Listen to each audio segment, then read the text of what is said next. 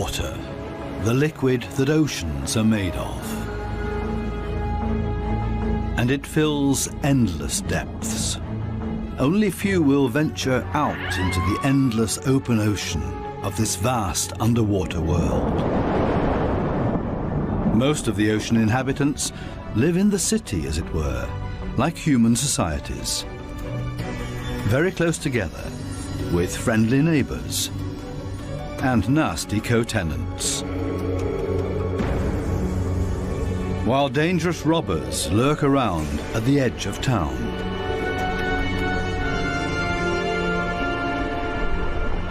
To assert yourself here, you have to be equipped with all kinds of tricks and clever strategies, or lie and cheat.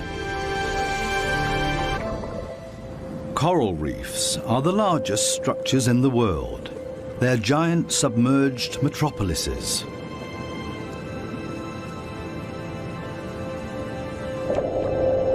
Millions of different inhabitants live in these cities, a universe with coral palaces and soaring towers.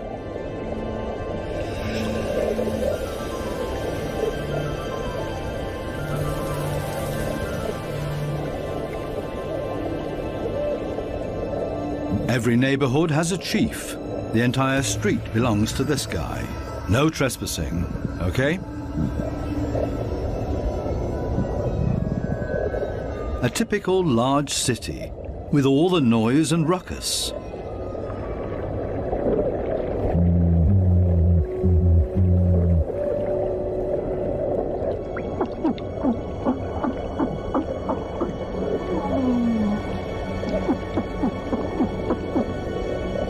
Even this little porcupine fish bleats around. It creates this sound with its swim bladder. 2 small harlequin shrimps are nibbling on this blue sea star.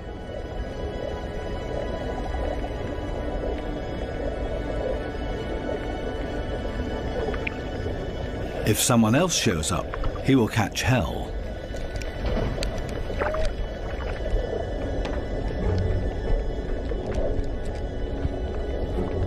Another harlequin shrimp busy pulling a bite out of a sea star.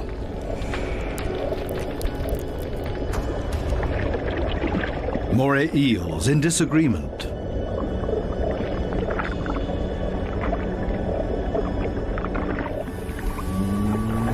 A scorpion fish shuffles across the ocean floor.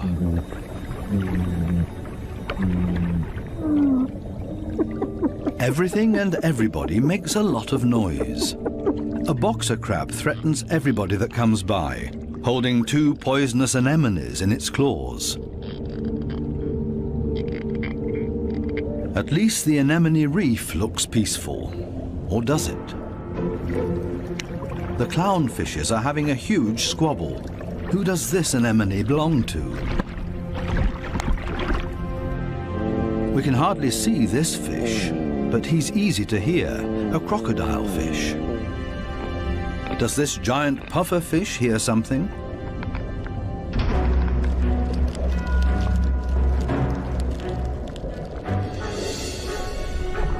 It's a ray that's getting away. A dispute amongst the members of the cichlid family. Who is stronger, and especially who is louder?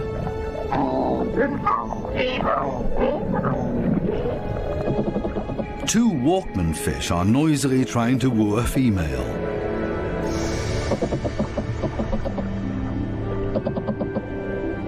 Big city noise everywhere, especially when a large structure is being torn down. Everybody lives in their own way in this noisy metropolis. Some hover above it all, but others are more down to earth and literally live in the coral sand. These goat fishes, for example, they plow through the ocean floor and catch smaller animals between their teeth. They use their barbels like a dowser. With them, they can detect even the weakest electric fields that point them towards small prey.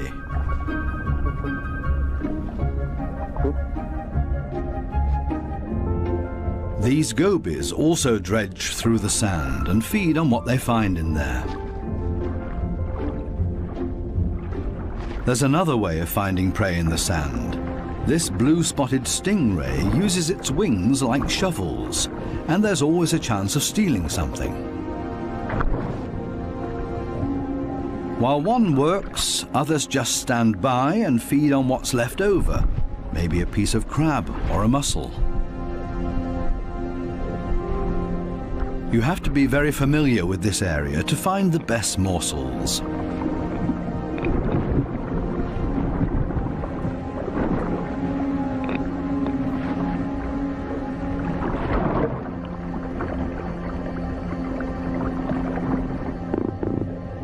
This triggerfish uses a strong stream of water. The fish blows away the sand to unearth whatever is hidden inside it. Others are quick to steal whatever they can.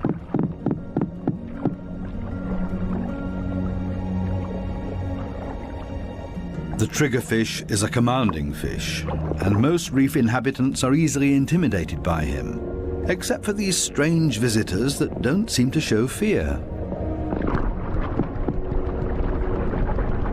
In any case, it's best to cover them up with sand.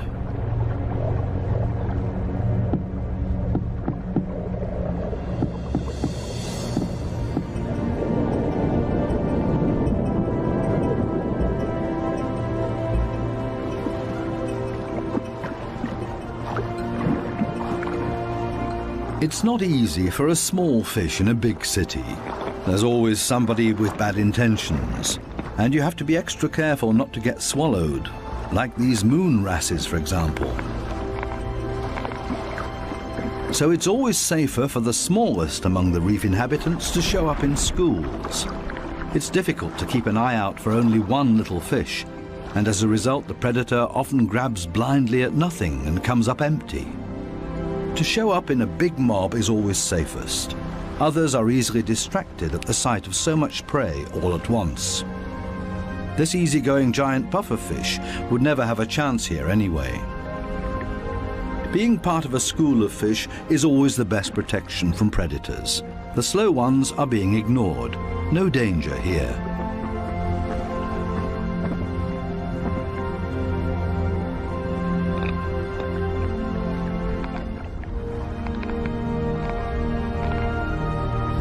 The school distributes the danger. If there are 1,000 fishes, any of them can be the target, and 999 are going to be just fine.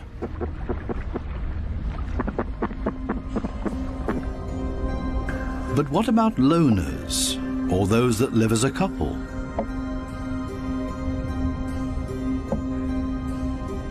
Seahorses, for example, camouflage themselves to look like the coral branches they're holding on to.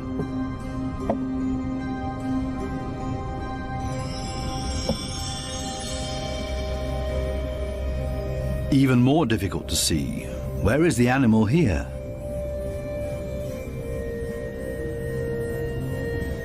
Only the eye betrays this trumpet fish's camouflage.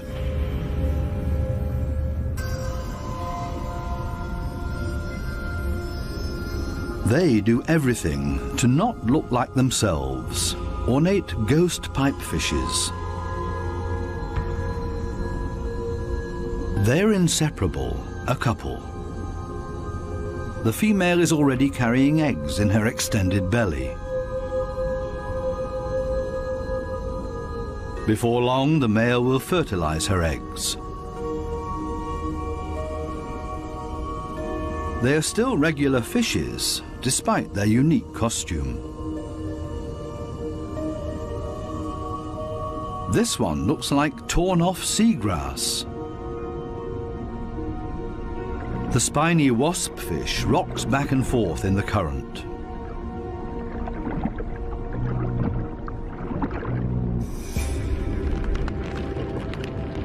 Not a monster, but ingenious camouflage. A spider crab that's decorated its head with a sponge. This will deter any predator.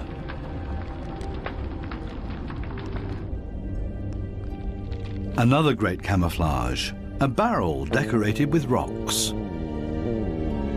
Only the movement of the gills betrays this stonefish.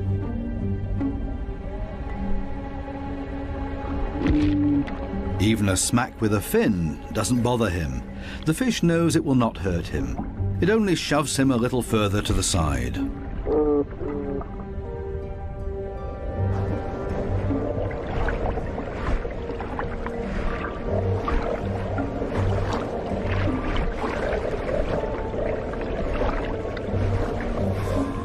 Similarly tough are its cousins, the scorpion fishes.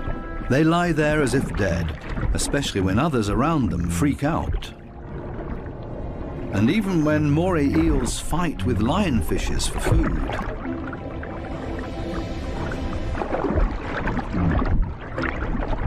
The scorpion fish lies in wait for its chance, and then immediately becomes completely motionless again.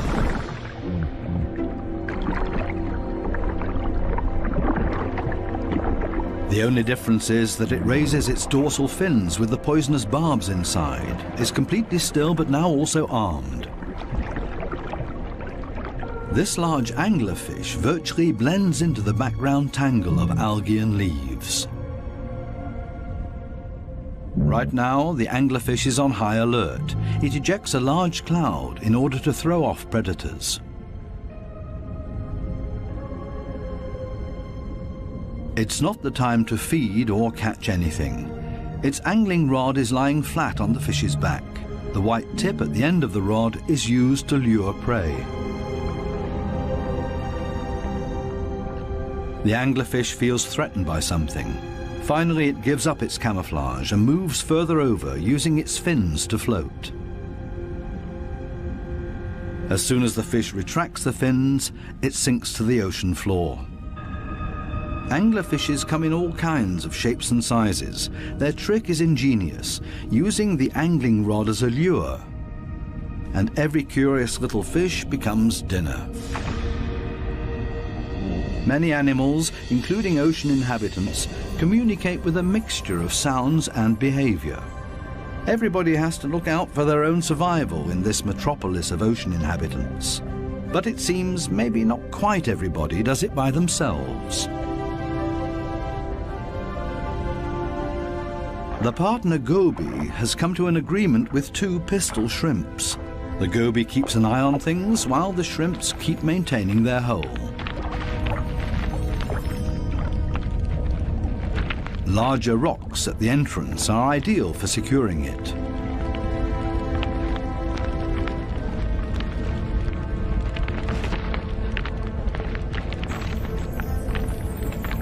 They're an experienced team. The shrimps keep in constant contact with the goby and even massage the fish's belly. The goby will get nervous without these gestures from the shrimps. The pistol shrimps need a cool and collected bouncer at their entrance.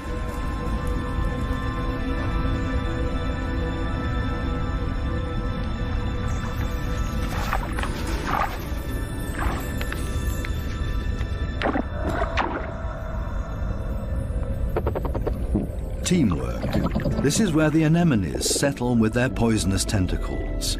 Whoever gets caught by those will pay for it dearly or lose their life.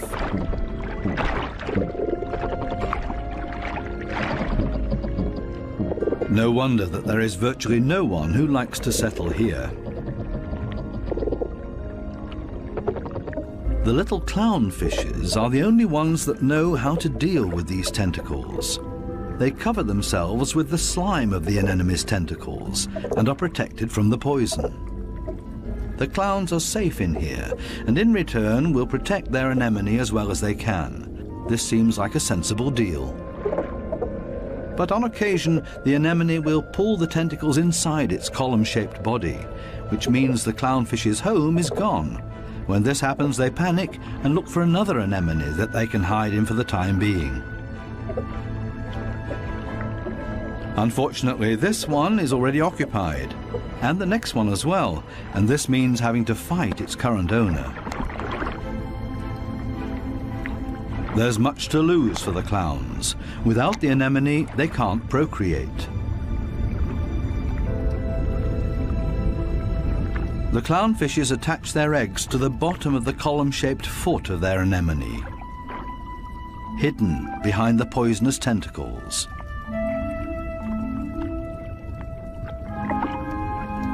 Both male and female tend to the eggs. They fan fresh water on them. The eyes of the babies are already clearly visible. The clowns are very protective of their eggs.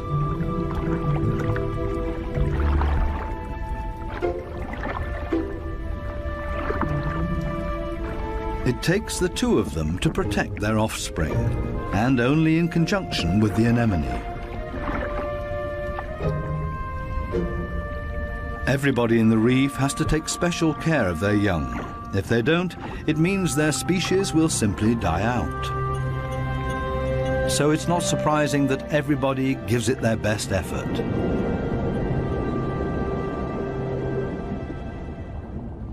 This triggerfish has hidden its offspring in a small hollow in the sandy ocean floor, and this means having to constantly protect this open egg site. On occasion, they blow and fan the eggs, but mostly they keep an eye out for predators. This means grave danger. One of the sea urchins is wandering straight towards the nest. The eggs have to be protected at all cost, but how? The triggerfish seems to consider the alternatives.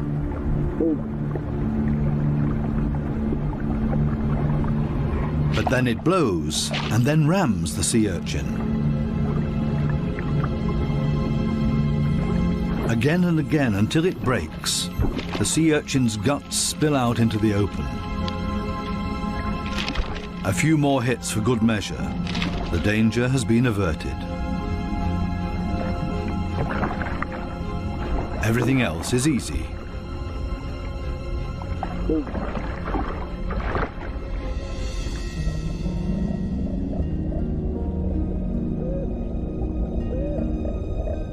Two little damselfishes cling to a coral branch, a pretty and obviously inseparable pair. They appear to have something important to do. And there it is. The female has been laying eggs and glued them to a coral branch. Over and over again, both of them sweep past the eggs to keep them clean. Two very busy parents in the middle of town. Not far from them, the same kind of damselfish, but this one is feeding on the eggs, not tending to them. This damselfish's priorities have changed. Its partner is gone, and it's impossible to bring the eggs through by itself, so it feeds on its own eggs to at least recycle the nutrients.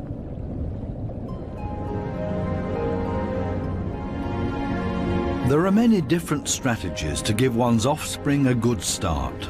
Some are surprisingly easy.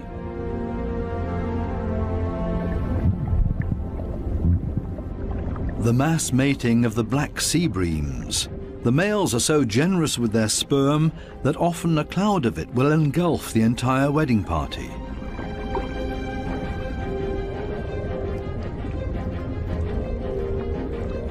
Countless couples and constantly in motion. A predator would have a hard time to find its bearings in this schooling behavior.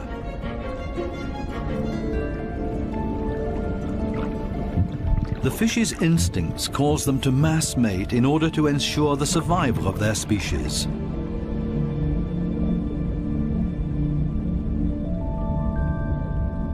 Cardinal fishes have their own clever means of child protection.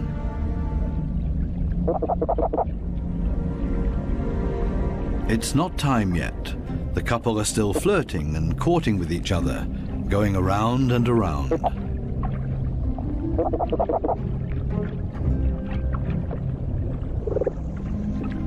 We'll leave them to it and take a detour to a couple not quite as gentle with each other. Monkfishes live in groups, and their nests are very close to one another. As a result, all the fishes are alerted to a predator nearing their nests.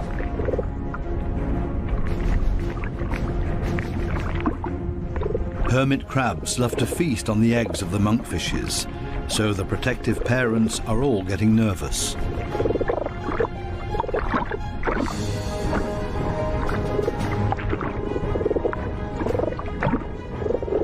hermit crab is still far enough away and currently busy with something else. The hermit crab's best defense is its house that it carries around for protection. The patience of the monkfishes is wearing thin.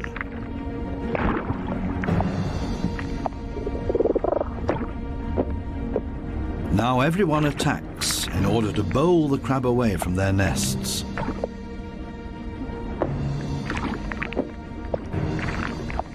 They're clearly telling this hermit crab to take a hike, but they should have stayed with their offspring because there's new danger approaching.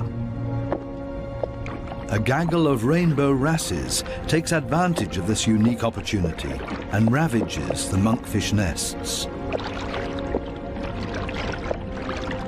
The predators are quick, brutal, and in the majority. Most of the monkfish eggs will be devoured. An attack of this kind would never happen to the cardinal fishes because they are mouth brooders and don't have to watch over a nest that's out in the open. The males carry the eggs in their mouths, up to 20,000 of them.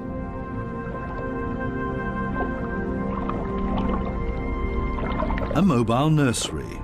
They're safe here in their father's mouth, unless, of course, he gets eaten.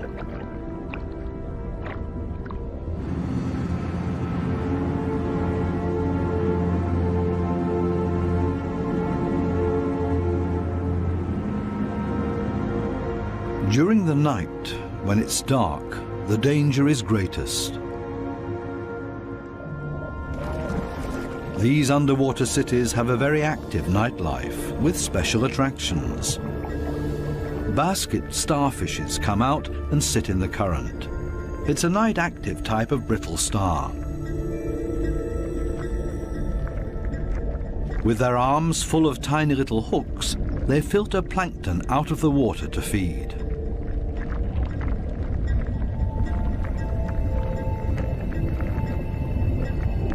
A very elegant feather star.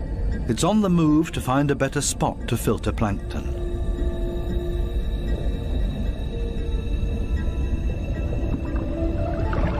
This Spanish dancer is even more graceful and elegant than the brittle stars. It's a type of nudibranch.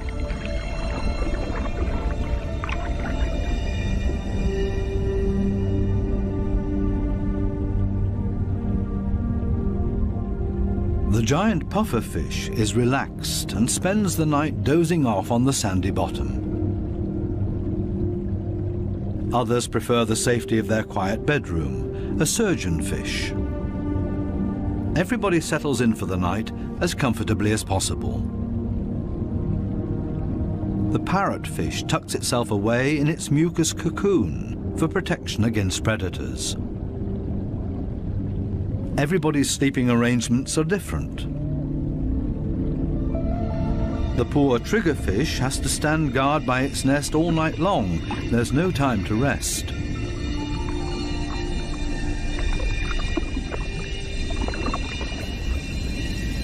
Some of the predators are quite soft-footed. A cone snail has spotted a small fish.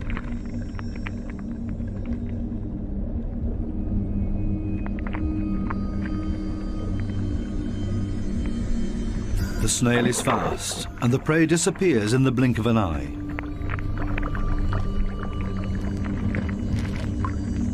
The night is still young, and still full of danger and terror. These lionfishes pose danger to the cardinal fishes.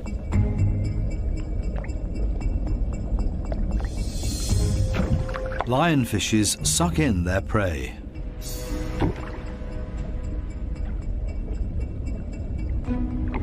Even if they choke on it.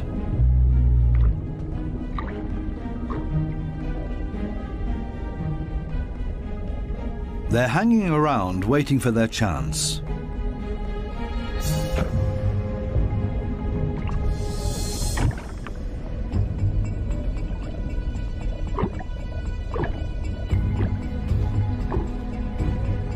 This poor cardinal is sideways in the lionfish's mouth, eggs and all.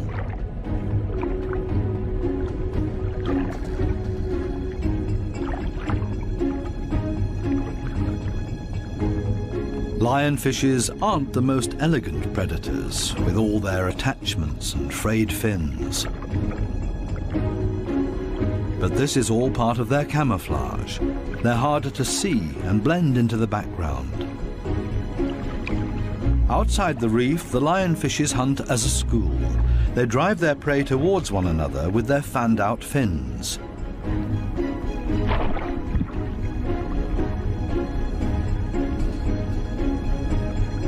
They prefer to attack from above, cornering their prey.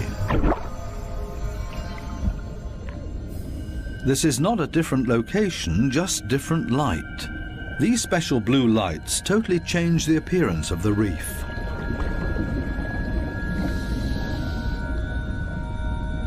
Now we can see that the coral polyps are bright red, and they clearly stand out from their environment.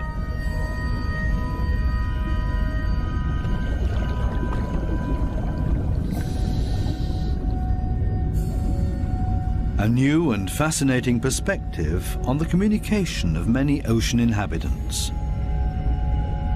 And suddenly an eruption of sorts.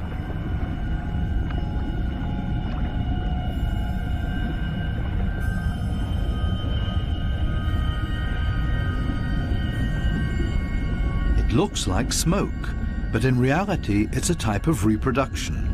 A carpet anemone is ejecting its sperm.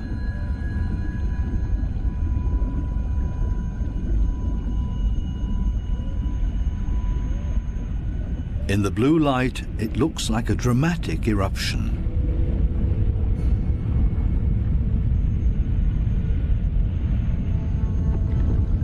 A hermit crab as a magic lantern.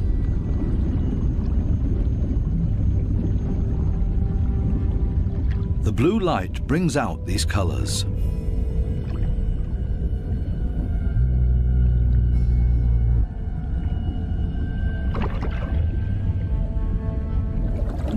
An entire group of lionfishes on a food foray.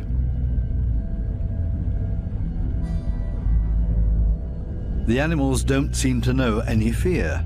It seems that they're well aware of the poison they carry in their back spines. They even use the light of our dive torches to their advantage. There's no nightly rest to be had here.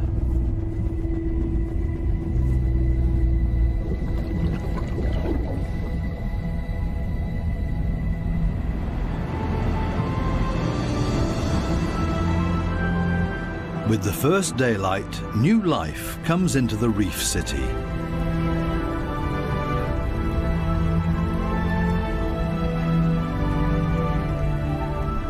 They all seem to start going again, ponderously with armored fins.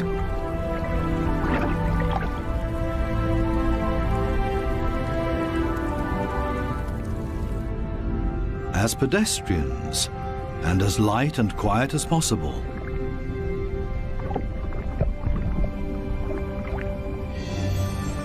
Mother and daughter, elegant and synchronous.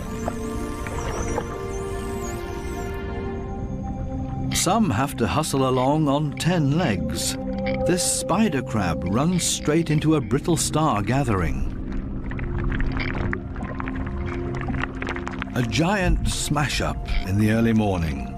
Wildly flopping around, everybody tries to get away.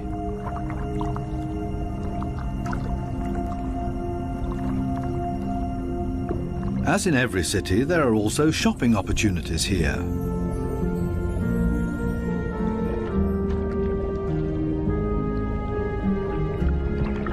This moray eel knows her shops well. She rushes to her favorite store every morning. The same with this blue-spotted ray. But they haven't opened yet. It leans on one fin as if to say, it's waiting.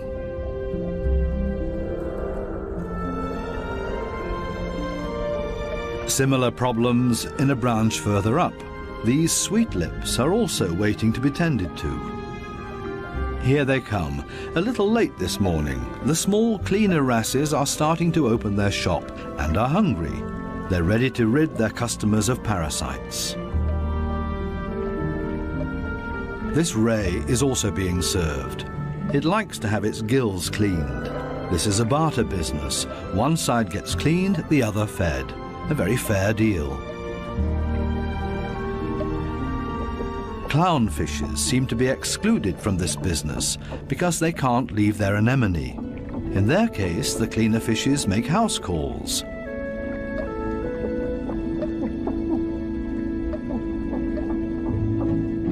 This snake eel is also otherwise engaged, and the cleaner shrimps are also making house calls for him. Finally, it's the moray's turn. It has a lot of nutritious freeloaders on its skin and in its gills.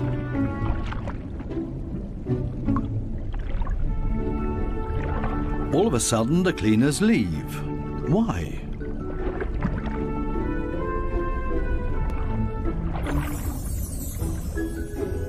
This Titan triggerfish is no better off.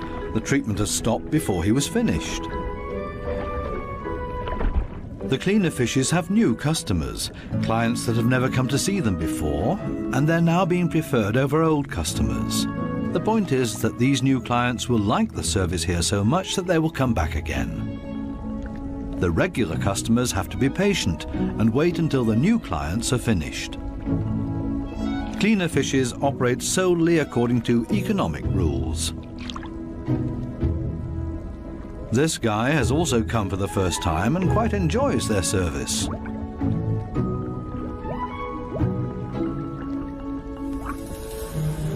Sometimes it's too much of a good thing, though. This small black-spotted puffer just wants to look around and is not asking for a cleaning at this time. It swims away quickly and clearly annoyed. It's time to go back to the regular customers before they get impatient and leave for good.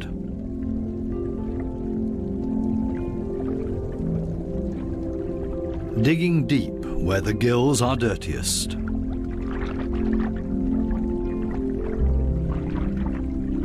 One last time through the mouth, and it's as good as new, and the teeth squeaky clean. Now this male moray can start looking for a suitable female. She is clearly not interested in male visitors. This next dugout also does not look encouraging.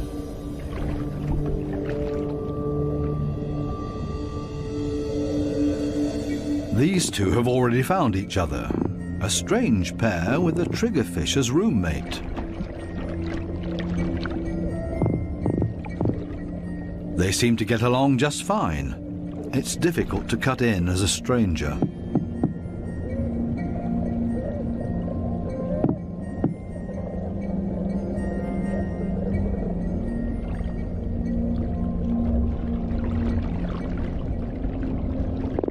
It would also be well advised to stay away from this giant triggerfish.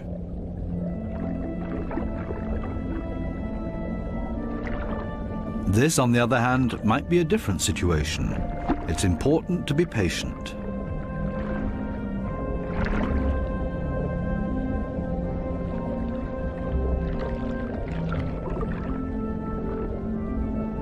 This female moray does not seem to be too reluctant. She's showing her teeth, which is not a sign of aggression, quite the opposite. She finally agrees to a date.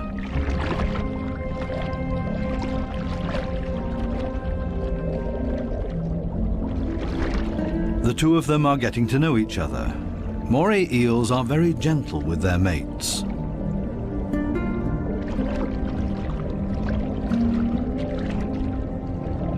And they're good for another surprise, as partners of a phenomenal hunting party.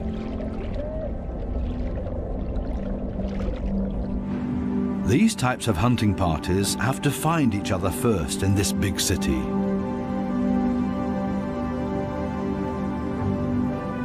The right place for the moray and her partner. The morays cooperate with the groupers. It's not so far-fetched. The grouper hunts in the open and the moray inside the reef. The moray is able to get in between cracks and crevices that the grouper can't get to. Together, they're a strong team. a grouper that's trying to convince this moray to hunt with him. The grouper signals this to the moray by rocking back and forth and shaking for all it's worth.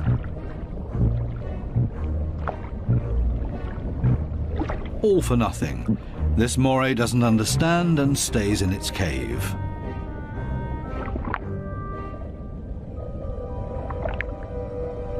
Next try, maybe the moray will react this time and swim with him. Again, no luck.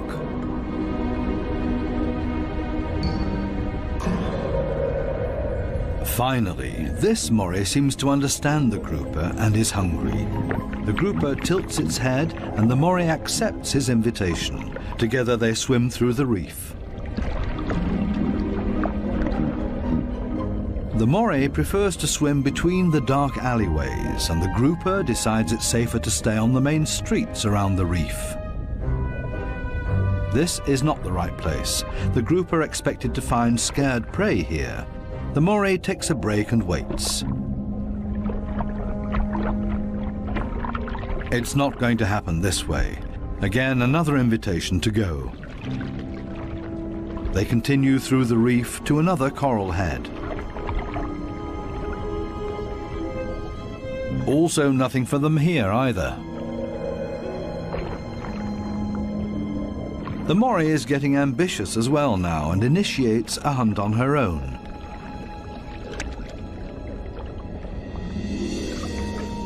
She might be better at finding hunting spots. They're successful in this next coral head, and then everything happens very quickly.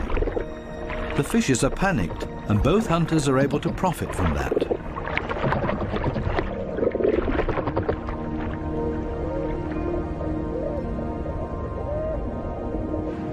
This coral city offers living space for millions.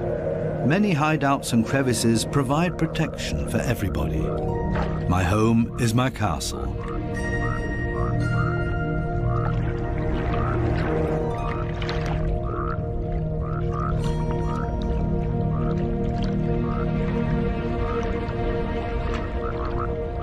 While some escape between sharp corals, others curl up in a ball.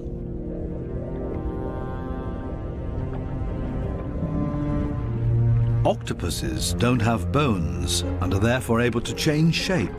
Their homes are usually very tight and space-saving.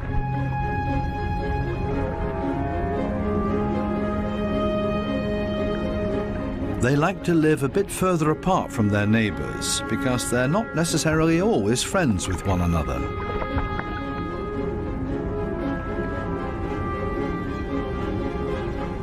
It might be best to put up a wall of stones between them. The ocean offers many hideouts, which is synonymous with survival for many ocean inhabitants.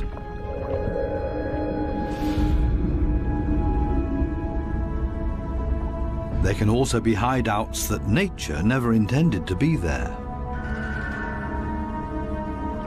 Such as this giant wreck, 240 feet deep.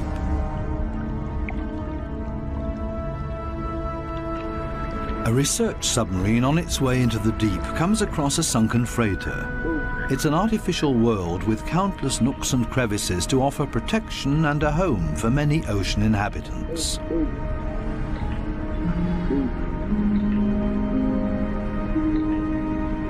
The wreck has long been overgrown with all kinds of sea life. The side of the hull has become a living wall made of corals and sponges.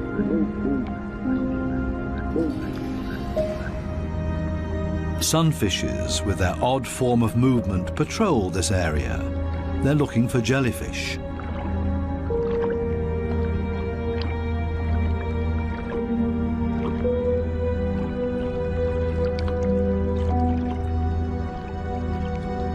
In steerage, where the current is strongest, filter feeders have found a new home, such as these sea fan corals. They feed on the tiny plankton particles. A unit that has grown together made of technical, man-made and organic structures.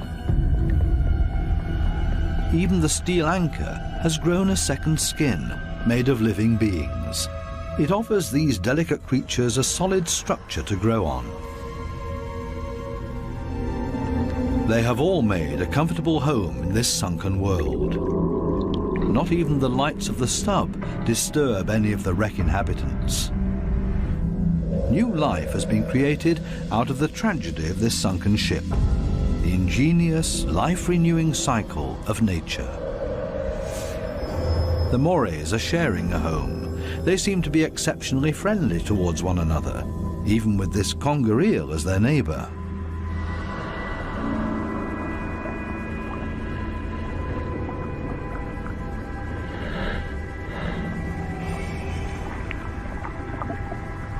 Even the octopus remains unharmed by the Morays.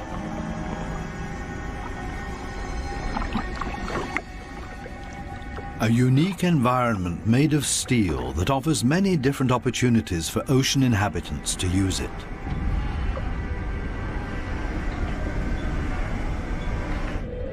Even this fishing net offers a conger eel a place to hide. The original destination of the sub is located a bit deeper, a picturesque underwater city full of ancient amphora architecture. An antique merchant vessel sank here. Only the clay containers, once filled with Greek wine, are still visible. Now they offer homes and protection to many ocean inhabitants. Similar to the reef, hiding places are essential for staying alive down here. The amphorae have a very special shape. They taper towards the bottom, so they could be stored sitting upright in a layer of sand in the hull of the ship. The amphorae and their precious contents were safe during transport. Spiny lobsters welcome these types of caves. Conger eels also feel safe in this mess of amphorae and shards of clay, as if it was made for them and their slender, long bodies.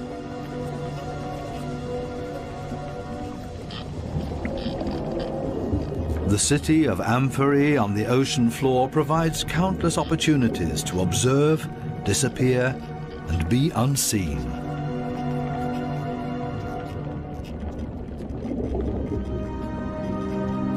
Maybe that's why this city seems to be very calm and orderly, even when the conger eel swims above everybody's abode.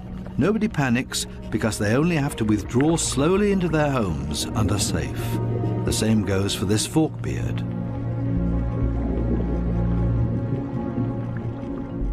The conger eel's only chance to make prey down here is to hide himself and ambush somebody. The sunfishes also don't have much luck feeding here, for the same reasons as the conger eel. On the other side of the globe, the Spencer Gulf in southern Australia. Every year, hundreds of giant cuttlefishes meet up to mate. The rocky seabed offers great holes and caves to hide the eggs.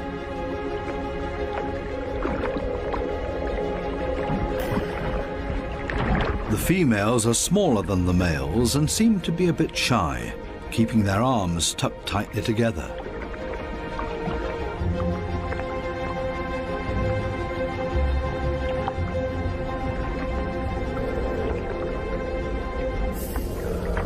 The males, on the other hand, present every bit of themselves openly to impress the females, but also other males that are potential rivals. When the going gets tough, it's always a good idea to hide behind the safety of a cloud of ink.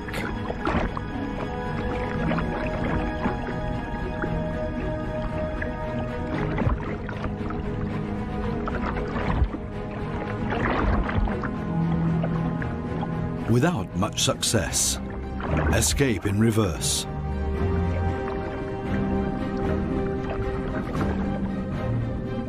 Only the strongest of them have a chance with the females.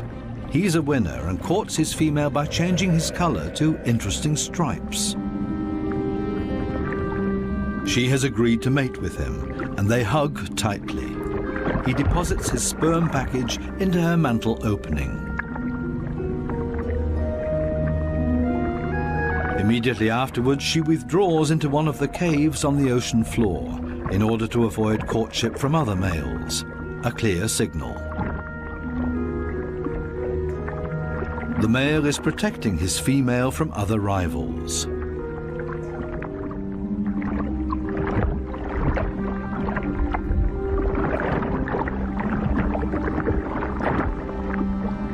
But there's always the unexpected. A so-called sneaker male tries to cut in. This male is much smaller and pretends to be another female by acting like one, very demure and shy.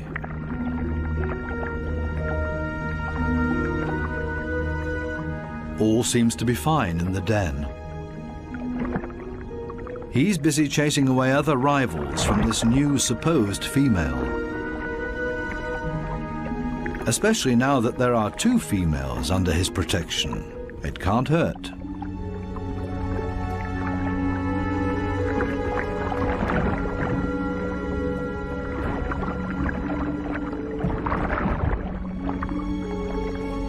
The two supposed females on the bottom below him are getting closer to each other, the sneaker male and the female. They mate in secret, under the protection of the strong male. As soon as the sneaker male is found out, it gets dangerous for him, but he has achieved what he came for and mated with this female. The beatings are nothing compared to the glory of his success. Intelligent strategies and tricks are essential for survival underwater and part of everyday life. A final dive into the magical world of sharks. This spot on a sandbank close to the Bahama Islands has great attraction for these lemon sharks. They come here by the hundreds, and nobody exactly knows why.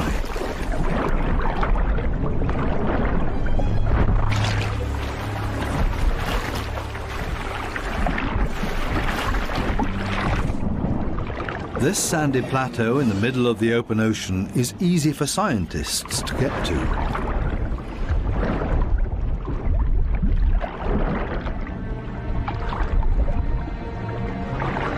This experiment will show how sharks react to their own reflection. The metal mirror stands upright on the seabed. The animals that swim towards it will see their own reflection coming closer. How will these lemon sharks react? Now the researchers have to have strong nerves. Things stay surprisingly calm. The foreign object is almost ignored, as if it had been there forever. The sharks either swim past it or underneath it.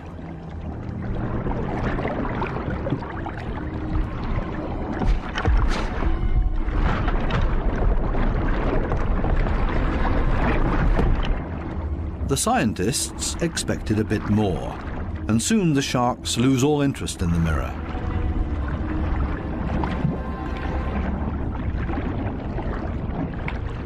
Some sharks even calmly drop to the seabed to rest.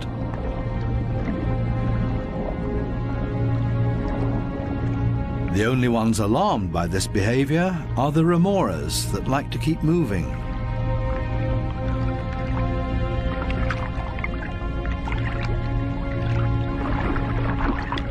They let go of their shark and see if they can't hitch a ride with a more active individual. Shark hopping. This one isn't a good choice either, so they continue to yet another one.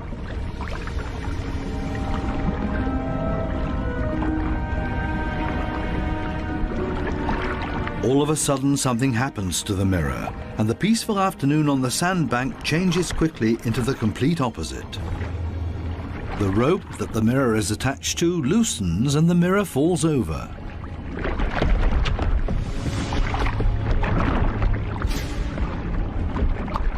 Suddenly, and seemingly out of nowhere, several sharks rush to the mirror and show great interest in it.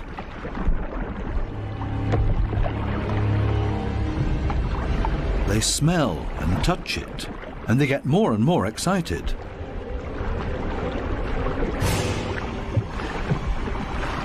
What happened all of a sudden? None of the scientists have any idea how to explain this change in behavior.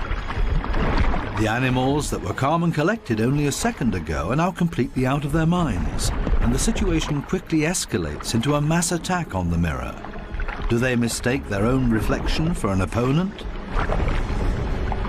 It's time for the divers to leave because it's not safe anymore. The communication of the ocean inhabitants continues to offer new and exciting insights, though we will probably never fully understand them.